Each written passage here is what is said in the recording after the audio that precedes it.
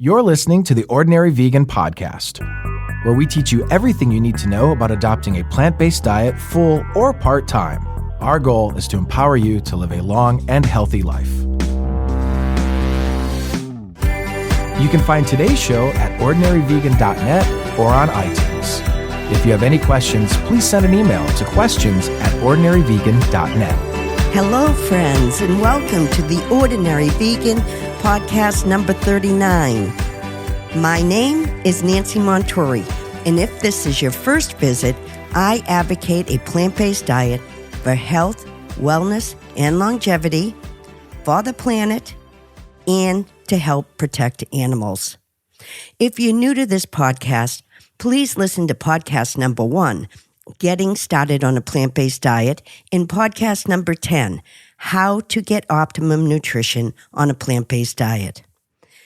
I always like to begin these podcasts by thanking all of you who have been reaching out to me.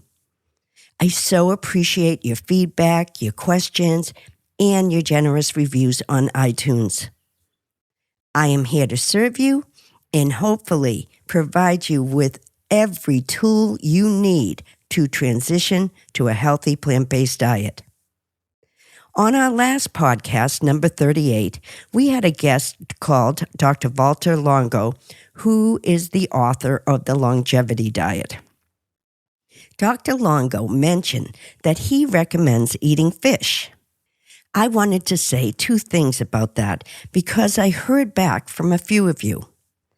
I personally don't advocate eating fish, and everyone deserves their own opinion. And I also wanted to mention that Dr. Longo's 5-day fast-mimicking diet plan called Prolon is 100% plant-based.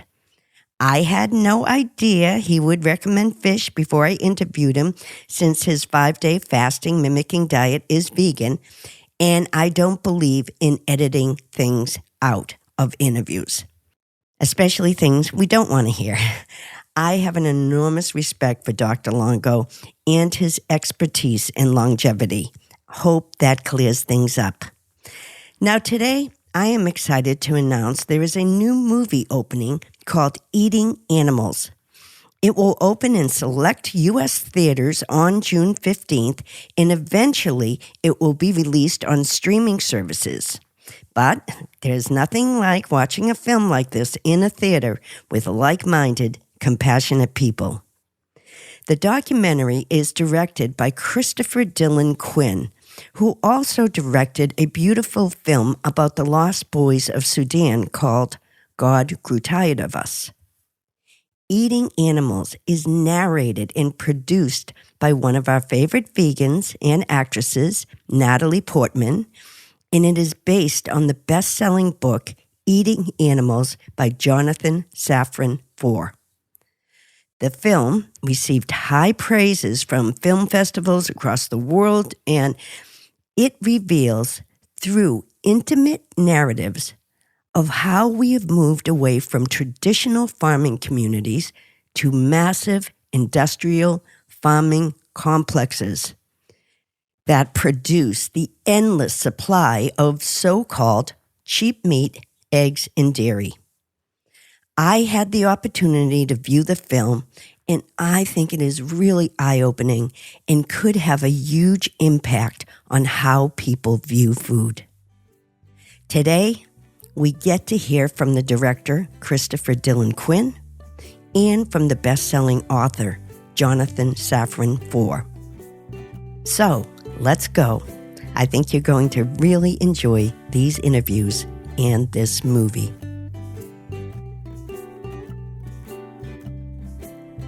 Hi, Christopher, and thank you so much for being here today. Thanks very much. Thanks for having me. In your documentary, Eating Animals, what starts out as a simple question, where does our meat, eggs, and dairy come from, quickly takes us on a journey of today's industrial animal agriculture. The movie has some beautiful cinematography and also some graphic footage. Can you tell me how you approached weaving this story together? Sure. One of the things I kind of encountered this story when Jonathan and Natalie first came to me to work together on the making Eating Animals, or adapting Eating Animals from the book into the film. I read the book, of course, but it was a whole different experience of kind of going firsthand and seeing, say, for instance, the dry lot dairies that are dotted all throughout the Central Valley of California.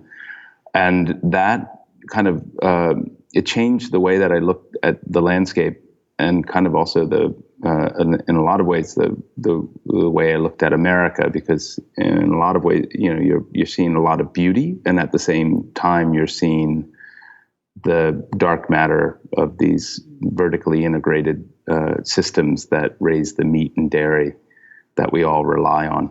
Yeah, I believed I was well versed about the impact eating animals has on the environment, but this documentary managed to surprise and shock even me. Can I ask you, what was your most shocking revelation making this film? Yeah, I mean, for me, it's. I don't think there's any. I think there's no way to get around I look at it with, there's three lenses, right? The environment, the animal suffering, and then our own health.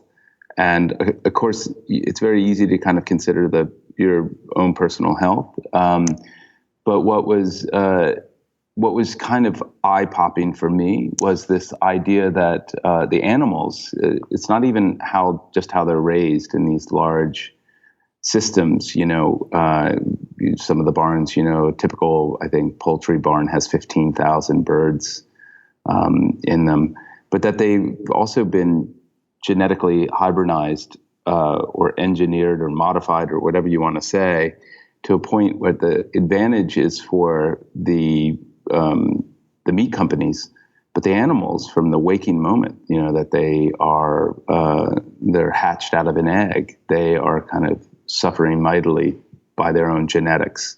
And that, to me, really was a real game changer in the way that I viewed eating animals. Because I originally, when Jonathan and Natalie reached out to me, I was a meat eater. So this was something that was kind of eye-opening to me. So on average, a chicken, that we've grown to rely on as a mainstay of our diet, that animal is, its genetics are changed in such a way that it grows and is ready to go to market in 30 days. And if you see in the chicken and turkey farmer that I spend a lot of time with, his birds take 4 months, to come to full term. At least the turkeys do. So it's kind of an amazing story. And then in the environment, we are on course, to destroying our planet with the meat that we eat, the meat and the dairy. And this is going to get much worse as, South Asia and East Asia start to adopt our so-called Western diet. It's going to accelerate us onto a path of environmental destruction. Well, as a meat eater, or maybe you were an environmentalist, but what made you want to make Jonathan Safran Foer's book into a movie? Well, the book itself. So, and to be honest, when I was given the book to read, my initial thought before I read it was like, don't we have enough food documentaries out there? And Jonathan presented something that I had never thought about. I always thought I was kind of an educated consumer and was making right decisions about what I was putting on my plate. And his book kind of blew that all out of the water. And, once you start to get this information, it's very hard to not kind of stare headlong into the system. And I've come out the other side, 5 years later, and it's radically changed me. How did the narrator and producer Natalie Portman get involved? Well, she and Jonathan, I think, had known each other, and Jonathan, I think, when he finished, like I think he does, is he sends it out to friends and people to read and to get some sort of reference. And Natalie was one of those. She was I guess, a lifelong vegetarian. She's been a vegetarian for a long time, and she read the book, and it turned her into a vegan. And I think it was Natalie's idea to make it into a film, and so they got together and started to figure out ways to adapt it into a documentary. Can we talk about the big picture of how intensive animal farming came into existence?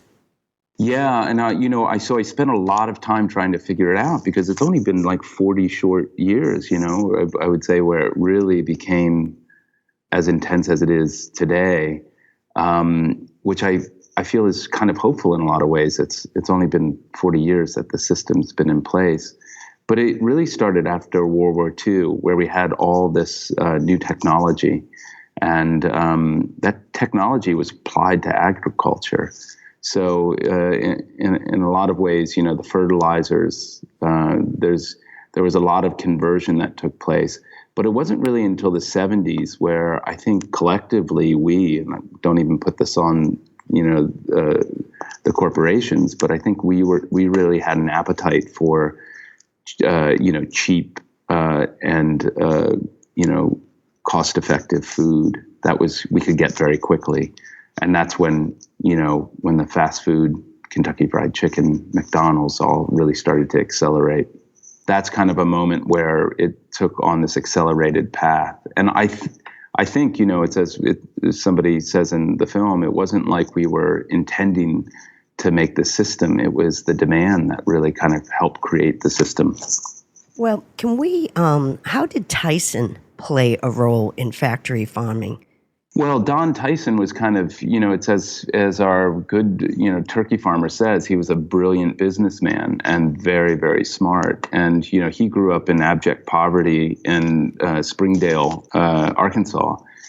And his dad, Depression era, father really worked hard to create a business. And Don joined him in doing that. And what they figured out was, they call it vertically integrated, where you own every process. So you own the genetics of the chicken, you own the hatchery that hatches them, you own the delivery systems, the trucks. The one thing that they didn't really want to own, because it's the trouble spot, is the farms themselves, the expenses. That's where you could really lose.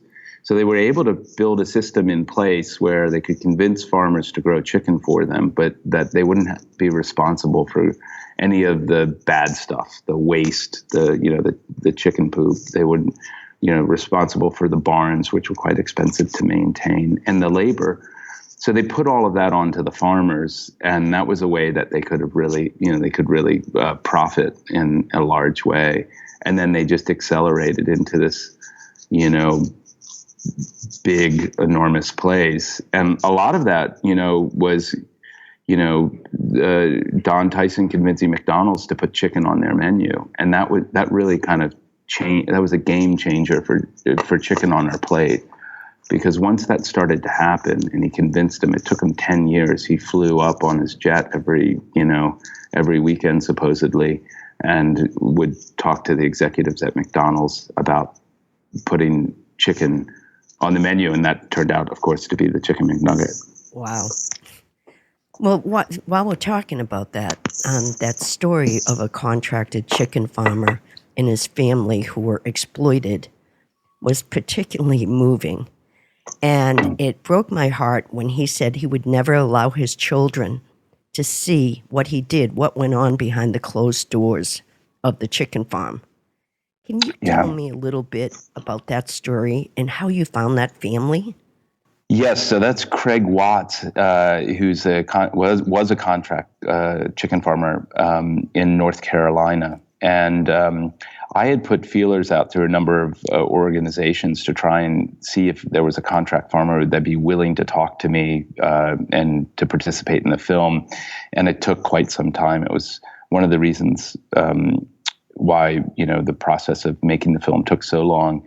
But eventually, through Leah Garces, Compassion of World Farming, we were able to connect with Craig Watts, and he had enough of contract farming and wanted to tell his story. And he opened his doors to his barns, or the chicken houses that he had. And that's where his story starts to unfold in our film, Eating Animals. And you see firsthand what it really does to the farmer. He says in the film, it's not, somebody said, he said it was very close to serfdom by the time you actually look at the contracts and how it all works, is that the farmer is always the loser in the system. In your film, we also get a shocking bird's eye view of these large pink lagoons. Can you tell us what those are? Yeah, so this was another, this was during my research, and Jonathan touches on it a little bit in the book, but there's a great article called Boss Hog that was in Rolling Stone. And I couldn't believe what I was reading about these large pink lagoons. They have a Pepto-Bismol color. They're as pink as that.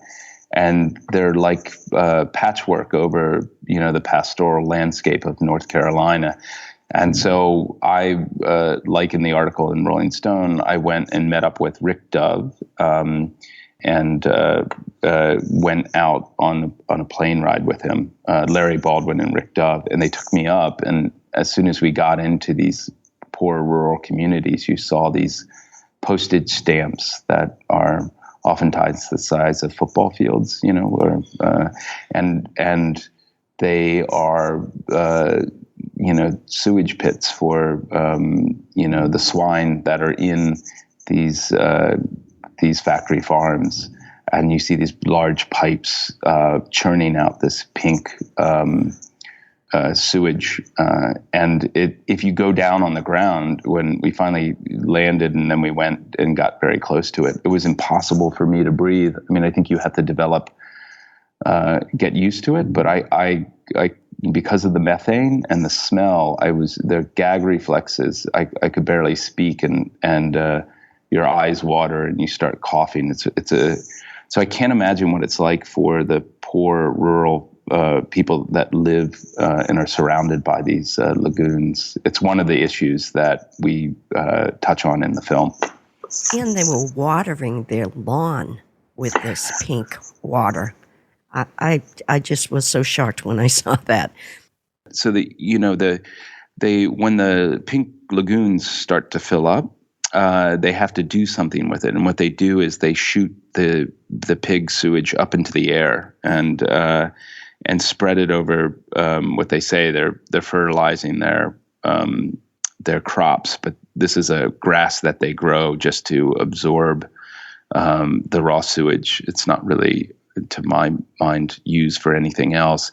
But that goes, that becomes aerosol and goes up into the air, and it spreads over the communities. And you have to understand, these communities have zero political clout. They're very poor, largely African American. And this pig sewage goes spraying up in the air. And it was jaw-dropping when I went down and saw that taking place. Unbelievable. That was a very powerful moment. Also, the story of the turkey farmer, Frank Reese, I think was his name, was also compelling. And he tells us a lot about breeding and the intelligence of turkeys. And I'll never look at a turkey the same. Why was his story important to the movie? And how can a man love an animal so much, but not enough not to breed them for food? Yeah, so it's a complex issue, right? But it's made somewhat, it's made simpler by Frank's story in a lot of ways. So Frank has I think the oldest continuous line of turkeys in the United States. There are 117. I think the lineage is 117. It goes 117 years. It's that far back. And they're smart animals, and they do what they do. Frank, hatches them, and then they go out and they grub, and they're freewheeling, wander around his farm, and they have a turkey's life. And then, of course, there comes a moment where, he has to round them up for Thanksgiving and take them to slaughter, which is a dark day for him. He doesn't like to do it. And people often ask that question about him. But, in a lot of ways, if Frank doesn't do this, these really hardy breeds of turkeys, which there's very few of them left on the planet, will completely go extinct. So the argument, I think, is made that he has to put them on our plate. This is his argument, that in order to save them.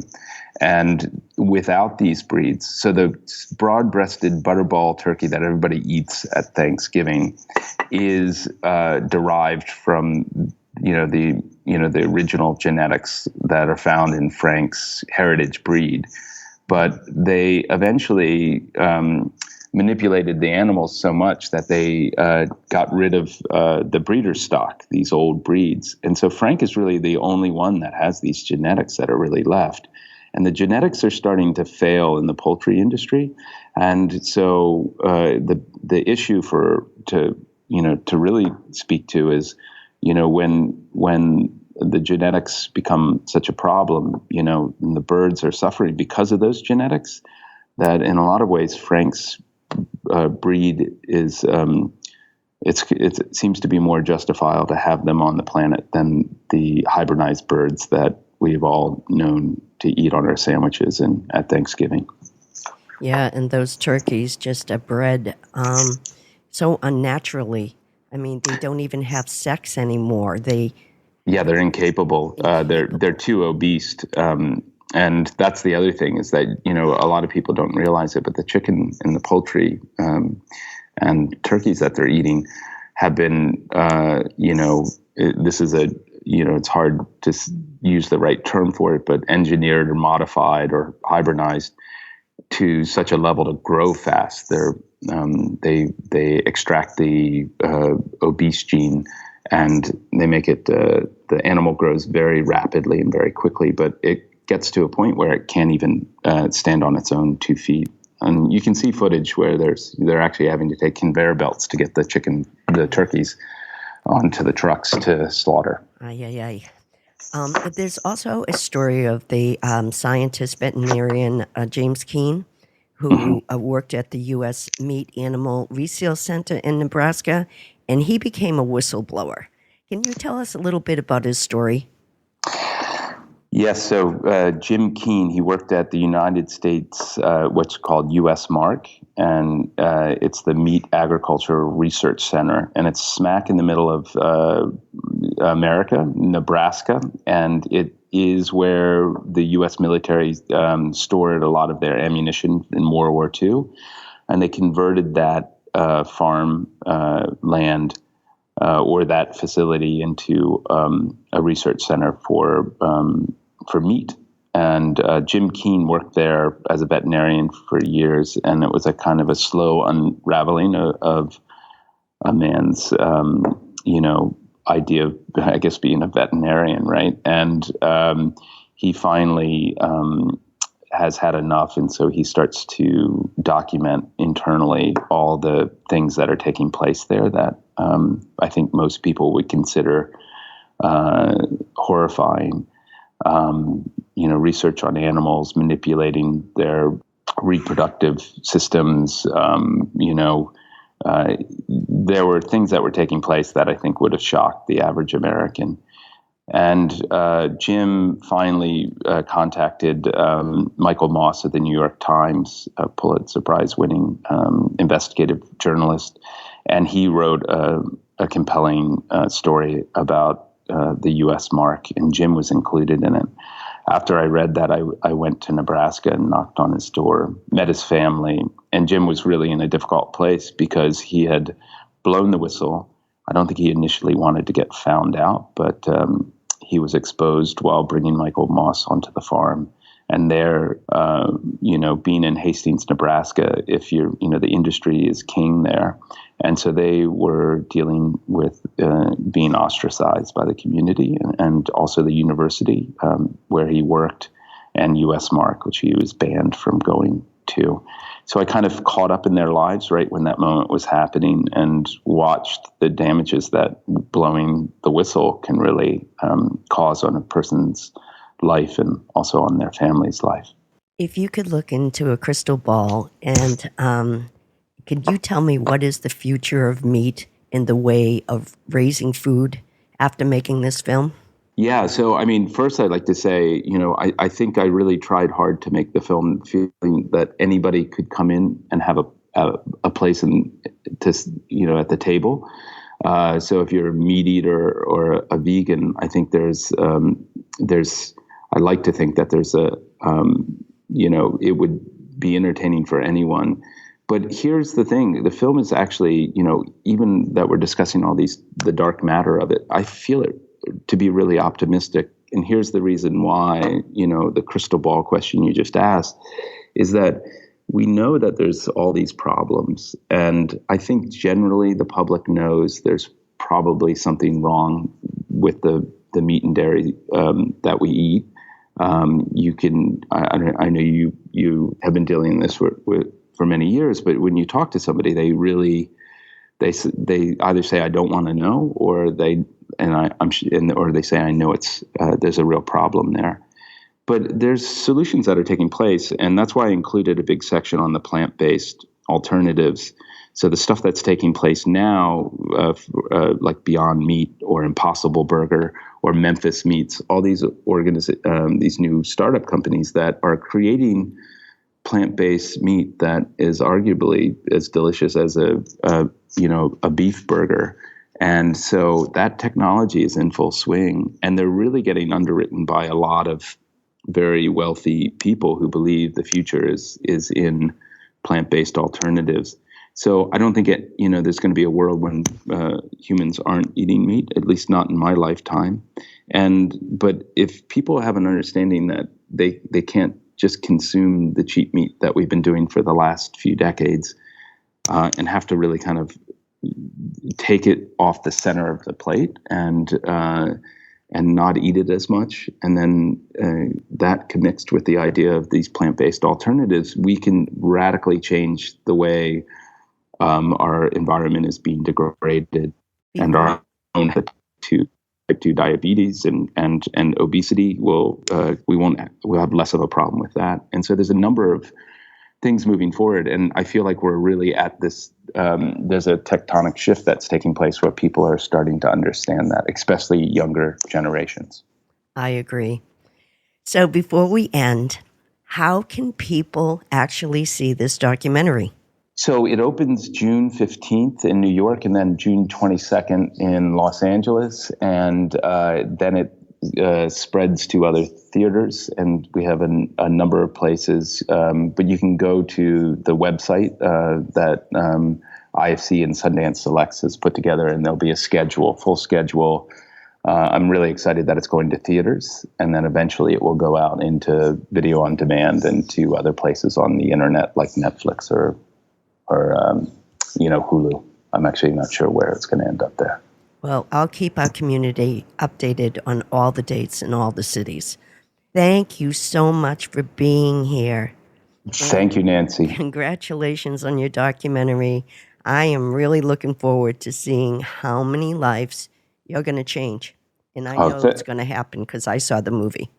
Thanks very much. Thanks for taking the time to speak with me. Thank you. Bye. Bye. Now, I am excited to welcome our second guest, Jonathan Safran Foer. Jonathan is the author of Eating Animals.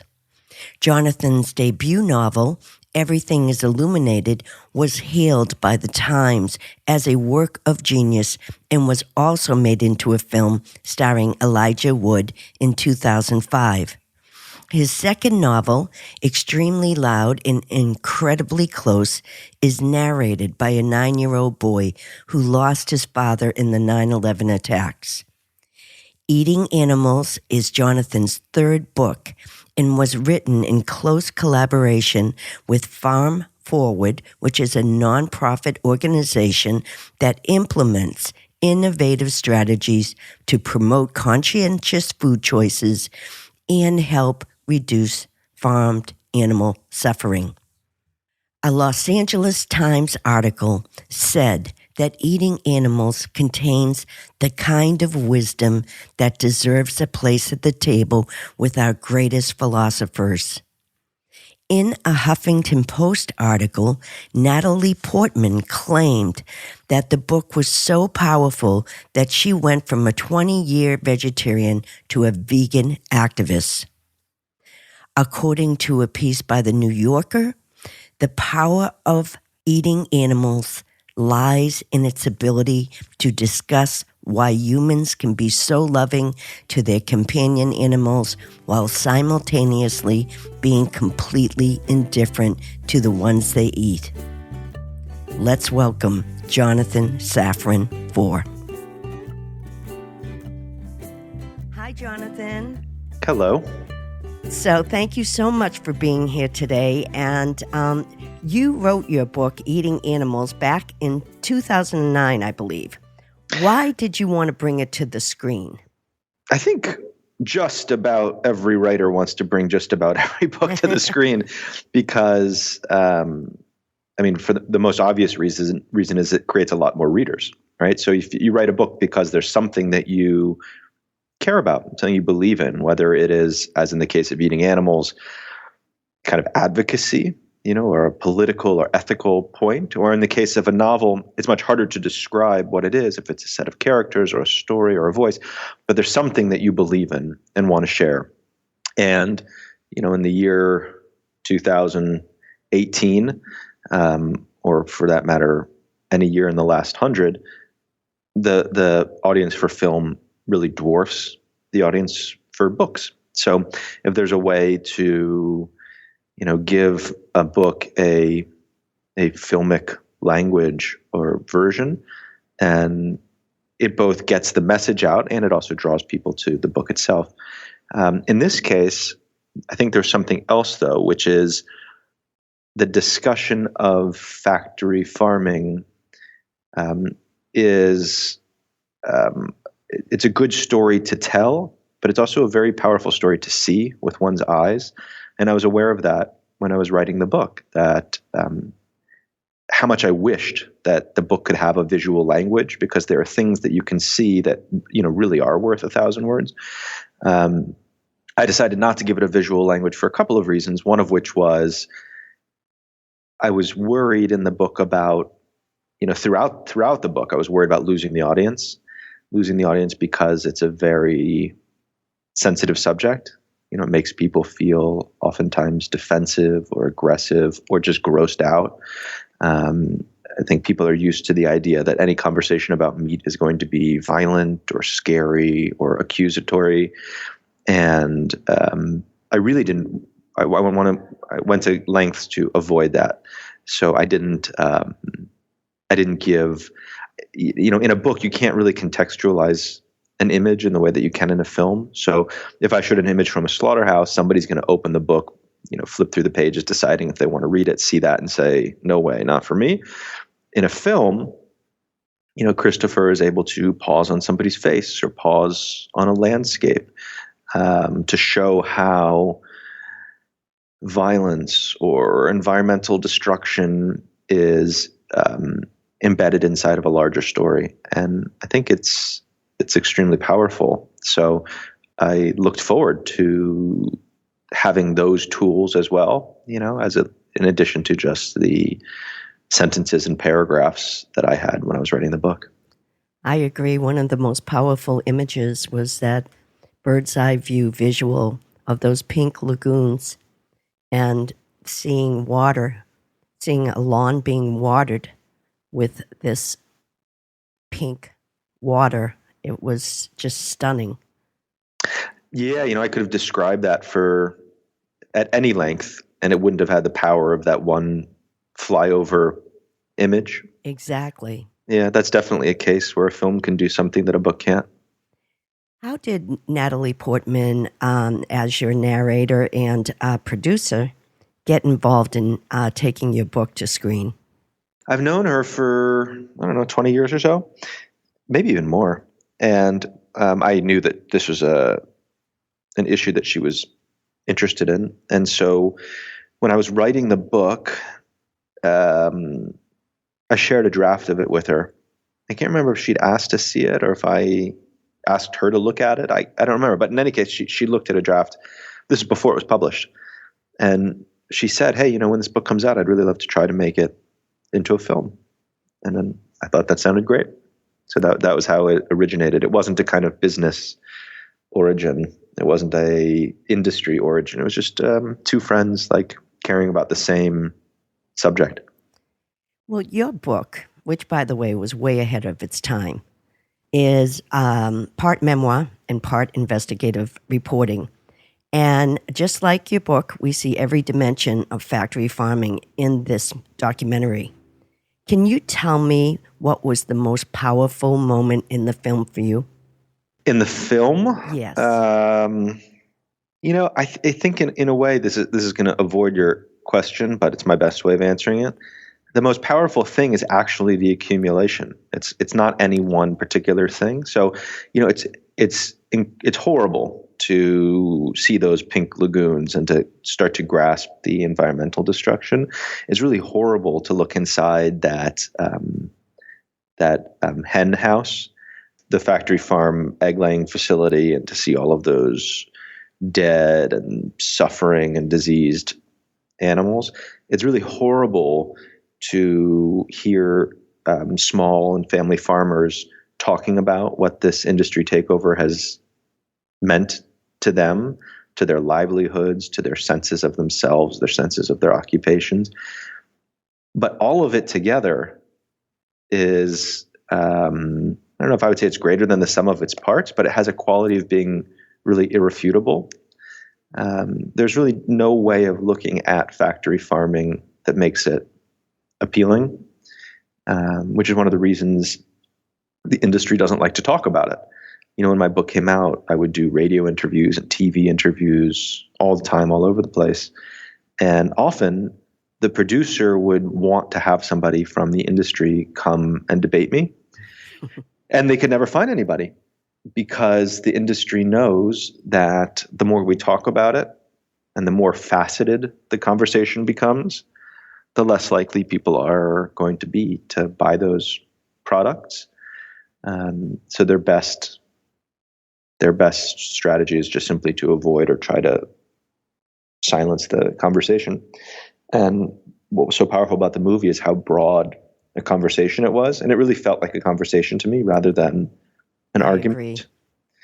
And I think that if people are open to it, and I really appreciate how hard it is to be open to it, because it seems, I don't think that it is, but it seems scary, or it seems scary both in the sense of the material is scary and scary in the sense of what it might ask of us. You have to completely change your life or accept that you're a hypocrite. When in fact there's another way of looking at it. And I think, Christopher is actually a great model for that himself. He approached this film absolutely not as a animal rights advocate or a vegetarian or vegan advocate, but as somebody who's curious. And I think it makes him a very trustworthy guide. One of the things that the film does very well is it doesn't feel manipulative. It doesn't feel like it's concealing some kind of secret argument while pretending to be open to the truth. I think he really was open to the truth. And I know from the responses that I've already heard from people who've seen the film that it feels very conversational and very open and really not only not scary, but quite inviting. Yes, I thought the same thing. I felt like I was on the journey with him, like he was discovering these things along with me, And that's great documentary filmmaking, to say the least. Yeah. When you wrote your book, were you trying to convince people to stop eating meat, or did you have other reasons? And have your reasons changed since you wrote your book? I think I was. It was a process, so I learned. I didn't know the conclusions when I began, and I certainly didn't know the information when I began. As I wrote the book, become an argument against factory farm meat. I don't know if it was exactly an argument that I was making to others or an argument that I was making to myself. I think, we shouldn't underestimate how it's unfair and it's unrealistic and it's not constructive to underestimate how hard it is for most people to change the way they eat. Like on paper, it might all seem very simple and like a no-brainer, but the reality is it's difficult for most people, and it requires not only being persuaded once, but kind of like being persuaded on a regular basis until the cultural norms change. It's always this way with things that are new or that ask us to look at the world differently or to live in the world differently. So when I was writing the book, in a way, I kept making the case to myself. And I think, by implication, I was making it to whoever was reading the book. And it's something that I continue to think about and continue to talk to myself about. I haven't written, obviously, any other books on this subject since then. But I think of it as a really alive question. One of the interesting things about this subject is that it presents itself as very scary and off-putting, but in fact, it's just a great conversation to have. Like if you do it the right way, which is not with a wagging finger and, a page of statistics, but instead a kind of humility and an openness, like what do you believe in? Here's what I believe in. Where do you come from? Here's where I come from. What's hard for you about changing? Here's what's hard for me about changing. What are your hopes? Like, how do you envision your participation in the world? Here's how I think about, my citizenship. What's your family like? Here's what my family's like. One of the things that makes this conversation about meat so potentially fraught, but also so inspiring, is how many different aspects of life intersect there. Whether it's the environment and animals, or whether it is religion and sort of national cultural identity, whether it's like the intersection of what makes us feel comfortable and what makes us feel guilty and what makes us feel proud. It's a center of a really vast web. And I used to have really bad conversations on the subject that ended with people getting upset. And I think I had a lot of learning to do. And one of the things that I learned in the process of writing the book was not only what factory farming really looks like and what small farming really looks like, but also what the conversation might look like and how to have it in a way that made people want to participate instead of wanting to escape it. In April of this year, the President of the United States and federal government passed a $1.3 trillion spending bill that has a provision to exempt factory farms from reporting the toxic emissions they generate. And our government also eliminated the animal welfare rules, which set higher standards for the treatment of animals. It feels very scary to me, and it feels like we're going backwards. Do you have an opinion on how the average person can fight back to require factory farms to follow basic environmental laws? Well, I would say two things. First of all, happy as I might be to blame or critique Trump, this is old stuff. And this was true during Obama, and it was true during the Bushes, and it was true during the Clintons, Bill Clinton, that is. There's never been any kind of regulation on the environmental effects of factory farming. There's always been like huge subsidizing of both that destruction and the cruelty to animals, not to mention like human illness. What these things what we know that this food is doing to our bodies. So this is old stuff, and there may be ways in which it's been worsened, but it doesn't feel like we were just pushed off some kind of cliff. To me, it feels like we're just following the same arc.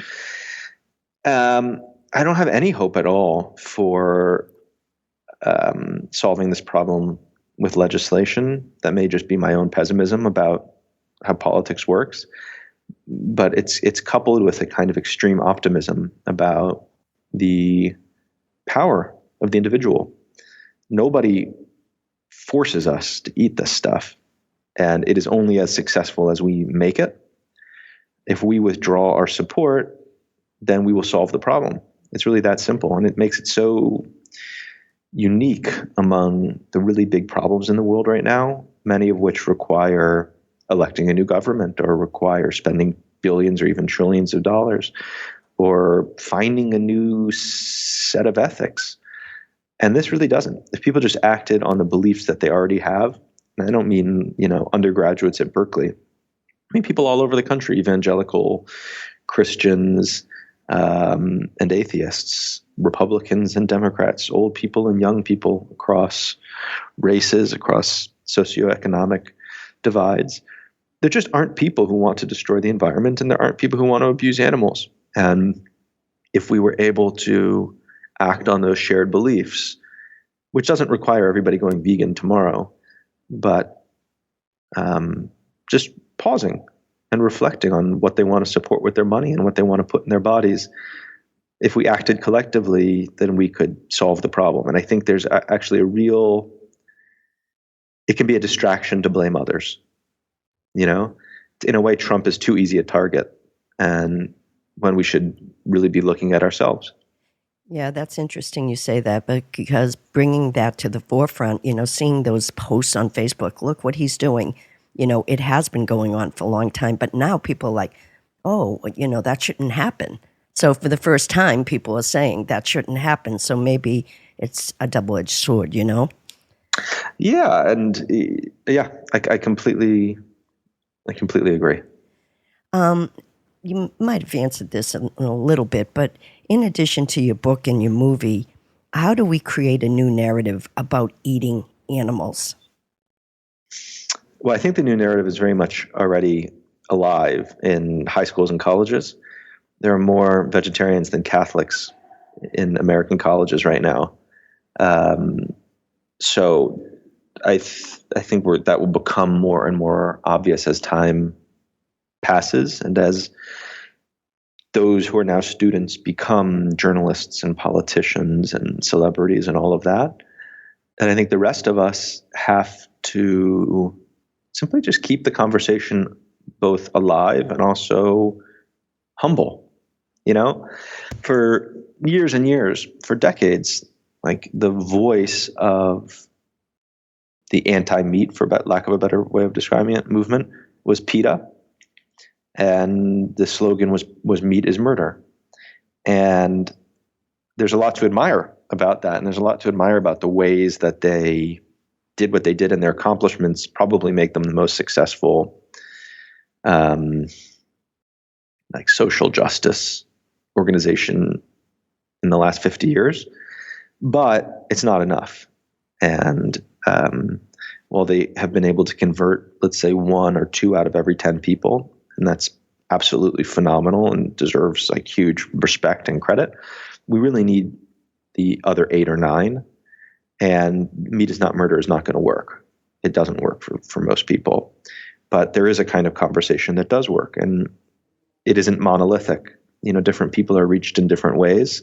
Some people care a lot about the environment and don't care at all about animals. Some people care a lot about animals and don't care a lot about the environment. Some people care about antibiotic use on factory farms. Some people care about the plight of family farms. There are a lot of different ways of approaching it, and we shouldn't try to force any one way on any one person, but meet people where they are and show them that you're not asking them to live by your ethics. You're asking them to recognize their own ethics and to find ways to, bring their actions closer to their beliefs. Do you see yourself writing another book about the environment or about eating plants? I might. Yeah, it's certainly an idea I've been thinking about, the kind of how environmentalism has stalled in a certain way, and how even those of us who believe that we care really don't care that much in terms of the lives that we lead. We make this like very sharp distinction between climate change deniers and the rest of us. But as seen from above, or as seen by future generations, I don't know that the difference is going to seem all that stark. It's between somebody who says, I don't think humans are playing any role in climate change, and people like me who believe the science, but don't really do that much in our lives. Certainly don't act as if we believe it, even if we intellectually believe it. And eating is the most powerful thing that we do as individuals, as citizens, with regards to the environment. So I've been thinking about ways to sort of have that conversation a little bit differently. Well, I can't wait. So my last question for you is for all the writers out there. And I wanted to know, where do you get your inspiration for your work? So, I've been a writer now for maybe 18, 19 years, something like that. And I don't know that I've ever felt inspired. And I don't think people should seek inspiration or wait for inspiration. Most of writing, in my experience, is just work. And you sit down and you lower the bucket and it comes up with nothing, and you lower it again and it comes up with nothing, and you lower it again and it comes up with nothing. And you lower it enough times and you come up with something. But it requires sticking with it. And it's a kind of prolonged act of will, which is often unpleasant. Inspiration sounds great. Writing doesn't often feel great. It's a lot of work. But what you get on the other side of that work is pretty magical. And I think that the magic, in a way, is even greater exactly because there isn't inspiration. Love that. Thank you so much for being here, Jonathan. And thank you. Congratulations on turning a compelling book into what I believe is going to be a game-changing movie. And I can't wait to see what changes it brings about. Thank you. It's so nice to talk to you. Nice talking to you. Bye-bye. Okay. Bye. Thank you, Christopher and Jonathan, for joining the Ordinary Vegan community and podcast today. And thanks to all of you for being here. Before I go, I just want to say one more time, we welcome everyone here. You don't have to be the perfect vegan. Every plant-based meal you eat improves your health, helps the environment, and protects animals. My number one goal is to help you become as healthy as possible, and with great health comes great happiness, and you're worth it. If you are suffering from chronic pain or any anxiety disorder, please head over to my website to learn more about a natural food supplement called CBD oil made from hemp. Many people in the wellness world are turning to CBD oil for its powerful anti-inflammatory and anti-anxiety effects. And what is driving the business of CBD oil is not the pharmaceutical industry and it's not the medical industry. It is the people. People who were backed up against a wall and they were willing to try anything for their anxiety, their migraines, their arthritis, their depression, and their chronic pain. And they tried CBD oil and it worked. You can learn more about vegan CBD oil from hemp on my website, ordinaryvegan.net. Links for everything we spoke about today will be in this week's show notes, including a link to Jonathan Safran Foer's book, Eating Animals, and to the documentary movie, Eating Animals, in all the cities where you can view it. You should also join our super supportive health and wellness community on Facebook, where we are over 315,000 strong. Just go to facebook.com/ordinaryvegan. Thanks, everyone. Till next time. Thanks for joining our plant-based community today. Together, we can accomplish great things. Please subscribe so you don't miss any of Ordinary Vegan's recipes and plant-based tips. If you have any questions or feedback, email us at questions@ordinaryvegan.net. Until next time.